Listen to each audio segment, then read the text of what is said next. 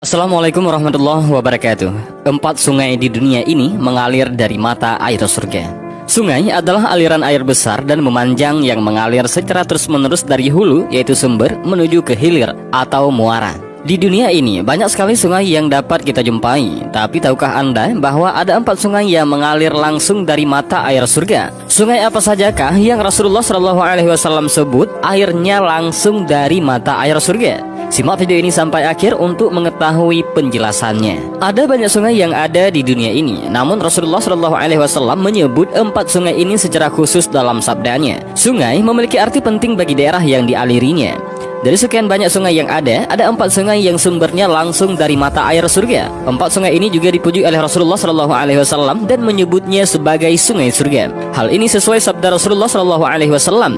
Dari Abu Hurairah, Rasulullah SAW bersabda, Saihan, Jaihan, Nil, dan Yufrat semuanya adalah sungai-sungai surga. Hadis riwayat Muslim. Sebuah riwayat dari Ibnu Abbas, Rasulullah SAW bersabda bahwa Allah Subhanahu wa Ta'ala menurunkan sungai-sungai tersebut dari sumber mata air yang sama dengan yang berada di surga, yakni di lapisan yang paling bawah. Sumber mata air ini dilindungi oleh sepasang sayap malaikat Jibril alaihi salam. Ia menitipkannya pada gunung yang kemudian mengalirkannya ke bumi. Bagaimanakah penjelasan sungai-sungai tersebut? Berikut ulasannya. Yang pertama adalah Sungai Saihan. Sungai Saihan merupakan salah satu sungai yang dipuji Rasulullah SAW dalam hadisnya. Hal ini menunjukkan bahwa Sungai Saihan adalah salah satu sungai yang istimewa. Menurut Dr. Syauqi Abu Khalil dalam Atlas Al-Hadis An-Nabawi yang merupakan pakar hadis mengatakan Sungai Saihan merupakan sungai besar di wilayah Syam di daerah Al-Musaisah. Sungai itu mengalir dari anak bukit Anadolu di pegunungan Ente Toros, melewati Adana dan bermuara di Laut Tengah di timur laut Teluk Iskandarun. Sedangkan menurut Wikipedia, Sungai Saihan atau Sihun adalah sungai terpanjang di Turki yang mengalirkan air hingga Laut Mediterania. Sungai itu membentang sepanjang 560 km dari mata air yang terdapat di pegunungan Tahtali, Provinsi Sivas, dan Kayseri di pegunungan Ente Toros, hingga ke Laut Mediterania melalui sebuah delta yang luas. Anak sungai utamanya adalah Zamanti dan Goksu yang bertemu dan bersatu di Aladak, Adana, dan kemudian membentuk Sungai Saihan. Sungai Zamanti berasal dari dataran tinggi Uzun di Pinarbasi, Kayseri, dan melewati Tomarza, Develi, dan distrik Yahyali dari Kayseri. Pada zaman kuno, sungai itu biasa disebut Sarus dan datarannya dinamakan Silisian. Sungai Saihan mengalir menuju kota Adana, satu-satunya pemukiman yang berada di dekat sungai itu. Beberapa jembatan dan kaki-kaki jembatan membelah sungai di Adana. Di kota itu terdapat sebuah jembatan batu yang terbuat dari abad ke-4 Masehi. Sungai itu bertemu dengan Laut Mediterania di Capedeli. Aliran Sungai Saihan dibendung menjadi sebuah dam di kota Adana yang berfungsi untuk mengairi irigasi, tenaga listrik, dan mengendalikan banjir. Di wilayah Yedigoze dan Katalan juga terdapat dam atau bendungan di aliran Sungai Saihan untuk kepentingan yang sama pula.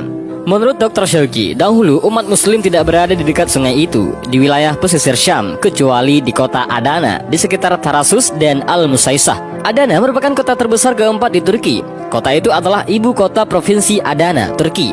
Kota itu dikenal sebagai pusat pertanian dan perdagangan, terletak di pinggir Sungai Saihan. Kota Adana menjadi wilayah yang subur. Kota itu terletak sekitar 30 km dari Laut Mediterania, tepatnya di selatan pusat Anatolia. Jumlah penduduk di provinsi itu mencapai 1,6 juta jiwa dan menjadikannya sebagai kota berpenduduk terbesar kelima di Turki. Yang kedua adalah Sungai Jaihan. Sungai Jaihan dikenal pula dengan nama Amudarya yang merupakan salah satu sungai terpanjang di Asia Tengah.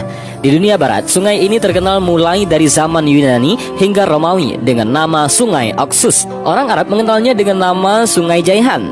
Sungai ini memiliki panjang sekitar 2.540 km dan berbentuk dari persimpangan Sungai Fakash dan Panj. Sungai yang memiliki debit air sekitar 97,4 kubik kilometer per tahun itu mengalir dari pegunungan Pamir ke arah barat laut, melewati perbatasan antara Afghanistan dan Tajikistan, Uzbekistan, dan Turkmenistan sebelum mengalir ke Gurun Karakum di Turkmenistan dan Uzbekistan. Sungai ini berakhir ke Laut Aral melewati delta yang luas. Seluruh airnya berasal dari pegunungan tinggi dengan curah hujan sekitar 1000 mm per tahun. Meskipun berasal dari sumber air berskala besar, penguapan musim panas menyebabkan tidak semua air yang mengalir di sungai itu mencapai Laut Aral. Salah satu sumber mata air Sungai Amudarya atau Jaihan adalah Sungai Pamir yang bersumber dari Danau Zorkul atau juga dikenal dengan Danau Victoria di Pegunungan Pamir. Sungai itu bergabung dengan Sungai Wakan yang merupakan perpanjangan dari Sungai Panj. Sejarah mencatat pada periode-periode yang berbeda, sungai ini mengalir ke Laut Aral dan Laut Kaspia. Pada zaman dahulu, sungai ini dikenal dengan nama Faksu di kalangan orang-orang Indo-Arya. Dalam sejarah Afghanistan kuno, sungai ini disebut Sungai Khozan. Pada periode Sasaniyah di Persia Tengah, sungai ini dikenal sebagai Sungai Wehrot yang secara literatur berarti sungai yang baik. Yang ketiga adalah Sungai Nil. Sungai Nil merupakan sungai terpanjang di dunia yang mengalir sepanjang 6.650 km ataupun 4.132 mil dan membelah sekitar 9 negara di benua Afrika. Dalam peradaban Mesir kuno, Sungai Nil memiliki peranan sangat penting. Daerah sedimentasi di sepanjang aliran Sungai Nil memiliki tingkat kesuburan yang tinggi sehingga memungkinkan penduduk Mesir mengembangkan pertanian sejak ribuan tahun lalu. Air Sungai Nil bersumber dari danau di wilayah Rwanda dan Burundi modern. Sungai Nil sangatlah unik. Setiap tahun akan meluap dan mengakibatkan banjir di sepanjang datarannya yang penuh oleh pemukiman pertanian. Banjir tahunan ini disebabkan karena hujan musiman yang lebat dan mencairnya gletser-gletser di puncak gunung. Setelah banjir tahunan, Sungai Nil surut akan meninggalkan endapan tanah yang sangat subur berbentuk lumpur tipis. Sebagai negeri yang memiliki curah hujan yang rendah, pertanian Mesir dan negara-negara Afrika lainnya sangat bergantung pada Sungai Nil. Saat Sungai Nil tidak mengalami banjir tahunan, maka akan berakibat pada kelaparan dan penceklik parah. Sungai Nil menjadi tempat di mana Nabi Musa alaihissalam saat masih bayi dihanyutkan untuk menghindari kekejaman Firaun. Menurut cerita dari kitab suci, Firaun mendapatkan ramalan bahwa akhir kematiannya ada di tangan seorang anak laki-laki yang lahir dari kaum budak Yahudi. Sejak saat itu, Firaun memerintahkan setiap bayi laki-laki yang lahir harus dibunuh. Saat Nabi Musa alaihissalam lahir, ia disembunyikan di dalam kota dan dihanyutkan ke Sungai Nil yang bermuara pada tempat pemandian istri Firaun. Tak diduga, ternyata istri Firaun langsung jatuh hati dan mengangkatnya menjadi anak. Pada saat Nabi Musa alaihissalam dan Nabi Harun mengajak Firaun untuk kembali ke jalan yang benar dan ditolak mentah-mentah, Allah Subhanahu wa taala menurunkan azab dengan mengubah air Sungai Nil menjadi merah darah. Pada saat itu air Sungai Nil tak bisa dikonsumsi dan menyebabkan kekeringan pada lahan pertanian penduduk. Yang keempat adalah Sungai Yufrat. Sungai ini banyak disebutkan dalam hadis. Rasulullah SAW bersabda, hari kiamat tak akan terjadi sebelum Sungai Yufrat mengering dan menyingkapkan gunung emas yang mendorong manusia berperang. 99 dari 100 orang akan tewas dalam pertempuran dan setiap satu dari mereka berkata, mungkin aku satu-satunya yang akan tetap hidup. Hadis riwayat Bukhari. Dalam riwayat lain, Rasulullah SAW bersabda, sudah dekat suatu masa di mana Sungai Yufrat akan menjadi surut airnya, lalu tertampak perbendaharaan daripada emas. Maka barang siapa yang hadir di situ, janganlah ia mengambil sesuatu pun daripada harta itu. Hadis riwayat Bukhari Muslim. Imam Bukhari juga meriwayatkan hadis lainnya. Rasulullah SAW bersabda, segera Sungai Yufrat akan memperlihatkan kekayaan gunung emas. Maka siapapun yang berada pada waktu itu tidak akan dapat mengambil apapun darinya.